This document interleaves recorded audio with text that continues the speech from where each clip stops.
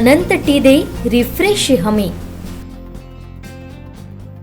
गणरायाकडे एकच मागणं आहे की कोकणची सेवा याहीपेक्षा माझ्या हातून घडावी, त्यासाठी त्याने शक्ती द्यावी, अशी प्रार्थना शालेय शिक्षण मंत्री दीपक केसरकर यांनी गणरायाचरणी केली आहे।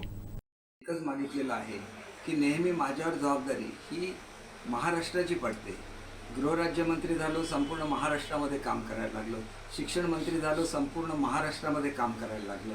परंतु यापूर्वी पुढची इच्छा एवढीच आहे की मला अशी जबाबदारी मिळून दे की ज्याच्यामधून फक्त माझ्या कोकणची सेवा, कारण महाराष्ट्राला जेवढं काय देता येतं शिक्षण खात्याच्या माध्यमातून मी दिलेलं आहे।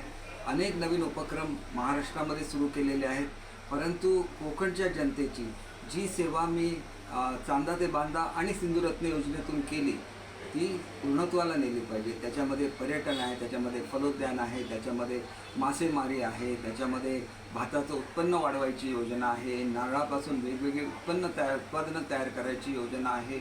अशा असंख्य योजना ज्या एकाच योजनेमध्ये आहेत, अशी योजना मला संपूर्ण कोकणामध्ये राबवायची आहे।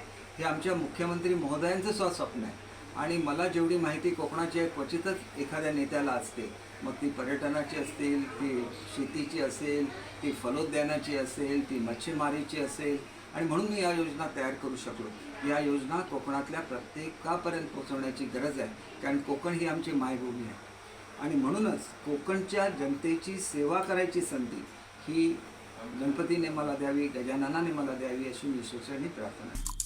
आमचे दिवसभरातले सर्व अपडेट्स, ताज्या घडामोडी आणि थेट लाईव्ह पाहण्यासाठी सबस्क्राइब करा, लाईक करा कोकणचं नंबर 1 महा चॅनल कोकण 7 लाईव्हचं YouTube चॅनल।